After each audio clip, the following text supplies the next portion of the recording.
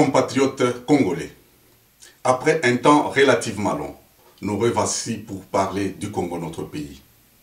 Une année vient de s'achever, 2014, et une nouvelle année vient de commencer, 2015. Des nouvelles idées sont, j'en suis sûr, nées dans nos têtes pour affronter les défis de 2015. Défis devant lesquels nous devons tous nous présenter devant l'histoire du donner, d'y recevoir comme des outres neuves. 2015, que nous entamons, demeure une année des grands événements politiques. Les climats délétères de 2014 va laisser la place à un climat volatile au cours de cette année. La démocratie des rues, que nous appelons communément soulèvement populaire ou révolution populaire, est une réalité et demeure l'unique option pour changer positivement et radicalement les cours de l'histoire de notre pays. La société civile, au devant de laquelle devront se trouver les chefs coutumiers, les étudiants, les églises, portera au plus haut le flambeau de notre libération. Et pour ce fait, une coercition morale devra être mise en place pour déceler tous ceux qui sont en train de décourager ou tous ceux qui ne participeront pas à cette démocratie des rues, laquelle constitue la réponse mathématiquement exacte pour faire face au vol de la démocratie des urnes, vol perpétré en 2011. Et croyez-moi, chers compatriotes, je ne souhaiterais pas être à leur place, à la place des saboteurs, de ceux qui pensent saboter cette grande révolution, face à la furie, à la colère et au courroux d'un peuple longtemps tenu en laisse par ses oppresseurs. Je rappelle que les instructions que nous avions déjà données restent de strict respect et de stricte application, ceci pour éviter que la victoire de notre peuple soit une fois de plus volée et confisquée par quelques aventuriers.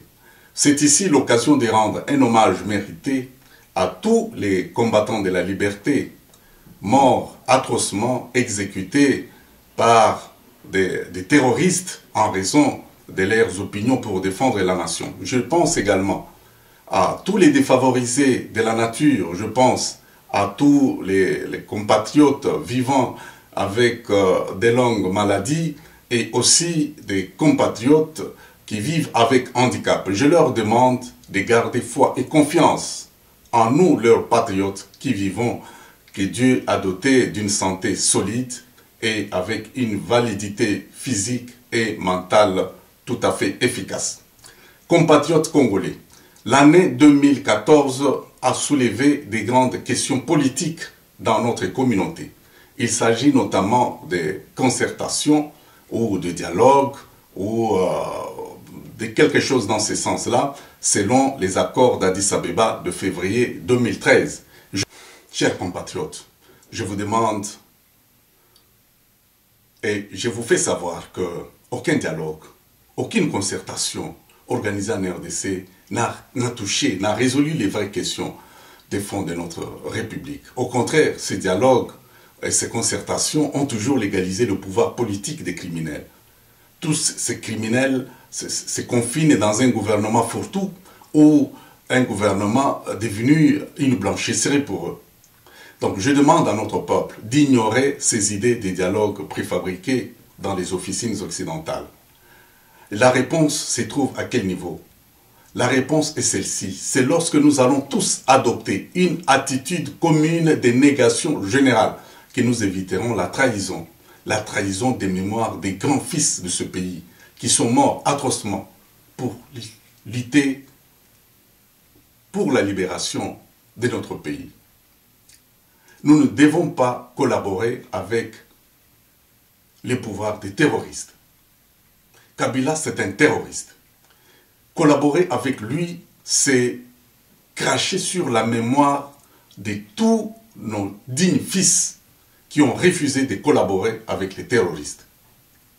Et d'ailleurs, c'est ici l'occasion que je vous demande, dès le début de cette année, d'adopter une attitude de contestation permanente.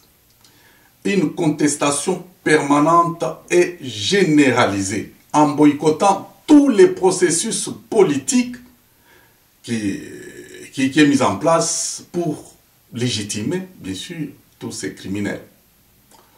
Chacun de nous a cette responsabilité et chacun de nous pourra sauver la République en faisant barrage à un cycle de violence à travers un processus des élections mal organisé.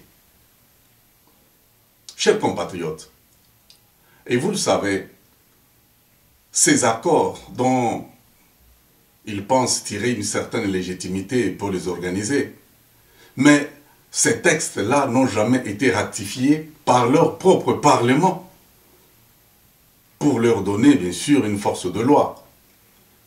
Compatriotes de la diaspora, je rappelle que nous ne devons pas déroger à notre responsabilité. Une responsabilité dévolue à toute diaspora du monde. N'oublions pas que nous, la diaspora, sommes redevables devant notre nation et devant notre peuple. Nous sommes assurés, nous sommes appelés à rassurer notre peuple. Et pour cela, nous devons bouger. Rien ne descendra du ciel si nous ne bougeons pas. Le monde bouge et nous devons bouger avec lui. Nous sommes un pouvoir en exil. Et je sais que bien lubrifiés, nous pourrons arracher bien des choses.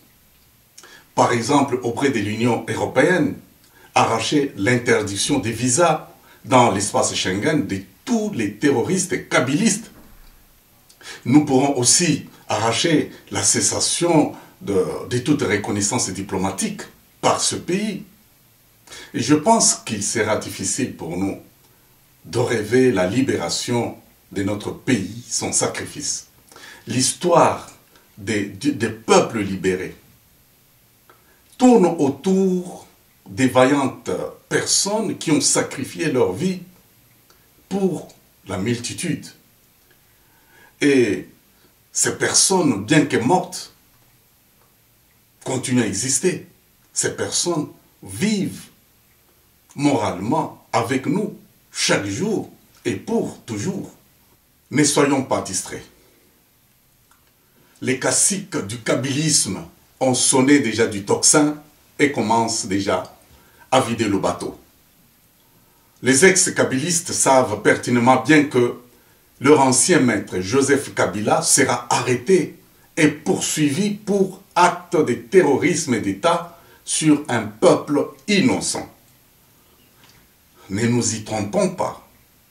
Ces multiples défections dans les rangs des kabylistes sont beaucoup plus attribuées à la peur du jugement à venir plutôt qu'à un quelconque sursaut de patriotisme de leur part. Ils savent bien qu'ils seront jugés, mais qu'ils sachent aussi que notre attitude tolérante et patriotique vis-à-vis d'eux n'empêchera pas l'État de droit à exiger à chacun les comptes sur le soutien à ce régime irrégulier, un régime issu d'une irrégularité flagrante et qui a toujours mis en place un processus des élections irrégulières organisées par des individus irréguliers pour donner des solutions ou des résultats irréguliers. J'encourage, chers compatriotes, le retour au bercail des fils égarés. Ce sont des fils à qui Kabila a miroité la magie de l'accomplissement des 32 ans du moboutisme. Je les autorise, pour des raisons humanitaires, à se réfugier dans des pays des droits en vue d'échapper aux actes de folie et de désespoir dictés sous l'effet, bien sûr, de la cocaïne de leur ex-patron, Joseph Kabila. Je leur recommande que dans le pays d'asile, qu'ils puissent garder le profil bas, qu'ils puissent observer l'humilité, qu'ils puissent éviter toute provocation, ce qui ne leur sera d'aucune utilité. La diaspora est partout dans le monde. Chers compatriotes, à la communauté internationale, je remercie les efforts accomplis par les Nations Unies et plus particulièrement par l'administration Barack Obama, président des États-Unis d'Amérique, qui s'est ouvertement prononcé sur la fin de l'aventure de plusieurs chefs d'État africains, des chefs d'État illettrés de leur constitution. À ce qui concerne la RDC, notre pays, il était inacceptable de laisser les vies humaines entre les mains d'un terroriste. Un terroriste puissamment armé et foncièrement voleur. Nous, peuple congolais, forts de ce soutien international, nous mettrons à exécution les prescrits de notre constitution pour bouter dehors toute la clique des dirigeants terroristes. Joseph Kabila, sachons-le, demeure la plaque tournante des malheurs de toute la sous-région. Donc son départ doit être immédiat et sans condition. Donc, tout le peuple de la sous-région ne peuvent jamais tolérer la présence d'un terroriste à la tête d'un pays moteur du développement de la sous-région. Aux multinationales, je leur fais savoir tout simplement qu'il n'y a pas de la grandeur en volant chez les autres. Penser déstabiliser la RDC pour voler ses richesses constitue une erreur grave et monumentale.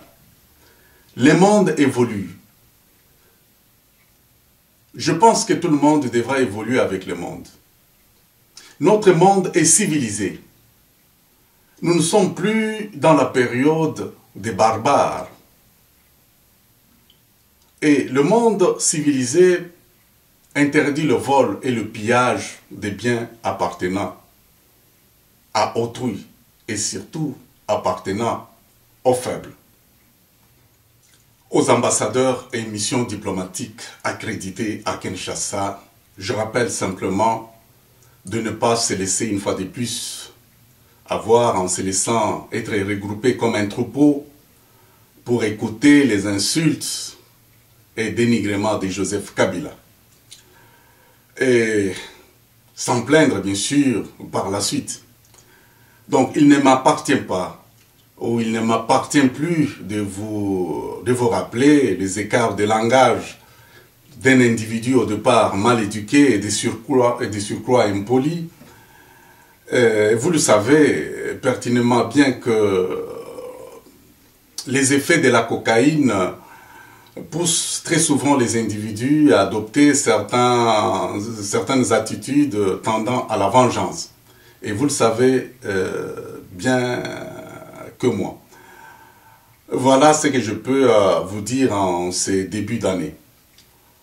À mes compatriotes congolais, je termine mon message en rappelant ce que je vous ai dit tout au début. Je demandais à ce que nous puissions grandir dans nos idées. Et on ne met jamais du vin nouveau dans de vieilles outres. Et ça serait une paradoxale pour nous de vouloir une chose et son contraire en même temps. Nous ne pouvons pas chaque fois demander l'apport des dieux et en même temps violer sa propre loi qui est basée sur l'amour. Nous ne pouvons pas d'un côté se dire pratiquer l'amour et l'amour des dieux bien sûr, et de l'autre côté cultiver l'apologie de la xénophobie envers les autres peuples. Donc, la RDC, et vous devez le savoir, que nous avons l'obligation d'entretenir de bons rapports avec tous les pays voisins. Et c'est cela dans le respect du grand commandement de notre Dieu. Et naturellement, tout développement idéal de la RDC ne peut s'accomplir qu'avec tous ses voisins. Aussi longtemps que la parole de Dieu ne passera, la RDC ne sera libre que si elle entraîne avec elle, bien sûr, tous les autres pays de la sous-région. Et c'est dans ce sens-là que ce processus de développement pourra réussir. Personnellement, chers compatriotes, je pense que c'est pour notre bien que Dieu ait déversé toutes ces richesses du monde dans cette partie du territoire qui est notre pays. Cela, c'était pour nous éprouver notre solidarité envers les autres. Ce qu'on appelle les Ubuntu. Je pense que dans la pratique de la philosophie Ubuntu, Ubuntu qui se définit simplement comme l'amour des dieux, la RDC, et je vous le dis, la RDC ne sera jamais tranquille s'il ne pratique cet amour. À son temps, Nelson Mandela avait compris bien les choses. Et il avait défini les Ubuntu comme étant une vérité par elle-même. Donc, par cette vérité, il savait bien qu'il n'y avait pas de solution alternative. Il fallait partager les richesses sud-africaines avec les persécuteurs blancs. Et comme il n'y avait pas toujours d'alternative, il avait invité ses geôliers à s'asseoir à sa table d'honneur. C'est ça les Ubuntu. Ça peut se traduire dans plusieurs langues bantoues, mais ça se termine par les Buntu. Le speech du président Barack Obama aux obsèques, aux funérailles de Nelson Mandela, c'était en décembre 2013. Monsieur Obama avait lancé un message très fort aux Africains. Il s'est référé dans les Ubuntu. Les Ubuntu qui ne riment pas avec la pratique du dénigrement de son semblable.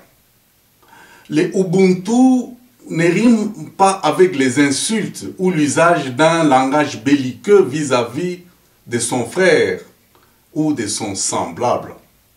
Son frère des races noires, son semblable, c'est-à-dire l'humain. Le blanc est un humain. Mandela a compris toutes ces choses-là. Les Ubuntu, donc, demeurent l'unique voie pour développer l'Afrique et permettre à nos frères noirs déportés en Amérique contre leur gré, afin de pouvoir retourner un jour en République démocratique du Congo et y vivre loin de toute tracasserie policière, toutes les violences policières dont ils sont victimes. Qui sait d'ailleurs qu'un jour Barack Obama peut se décider de venir élire définitivement son domicile en RDC. Donc, c'est au nom des Ubuntu que tous nos frères persécutés ailleurs, ils sont nombreux. Ils sont persécutés ailleurs. Et ces frères de peau, particulièrement, ou il y a encore plusieurs blancs d'ailleurs qui ne sont pas tout à fait d'accord avec toutes ces choses, il faudrait qu'au nom des Ubuntu, qu'ils viennent élire domicile dans notre pays et s'intégrer au nom de cette amitié légendaire que nous avons, au nom de Ubuntu. Donc, en ces débuts de 2015, j'invite les Congolais intellectuels à intérioriser ce message et à comprendre que la RDC est un pays au centre des grands enjeux politiques, des enjeux économiques, des enjeux diplomatiques, pour l'Afrique, pour le monde. Nous sommes au centre de toutes ces choses. Et par respect pour Dieu, nous devons nous interdire un langage au rabais. Le langage au rabais n'honore pas la grandeur de ce grand pays. Et sachons-le, qu'aucun pays du monde civilisé ne peut risquer d'investir ces milliards dans un pays avec un peuple xénophobe, un peuple impoli, un peuple désorganisé, un peuple belliqueux. Voilà pourquoi nous devons être prêts pour affronter le monde qui nous attend. Le monde plein d'espoir. Le monde où l'état de droit va régner. Le monde où nous allons accueillir toutes les races. Ils seront les bienvenus. Et nous allons accueillir tous les peuples africains. Parce qu'ils vont trouver une terre où coule le lait et le miel. Une terre où le droit de chaque individu sera respecté dans le respect de l'amour de notre Dieu. Que Dieu bénisse la République démocratique du Congo. Je vous remercie.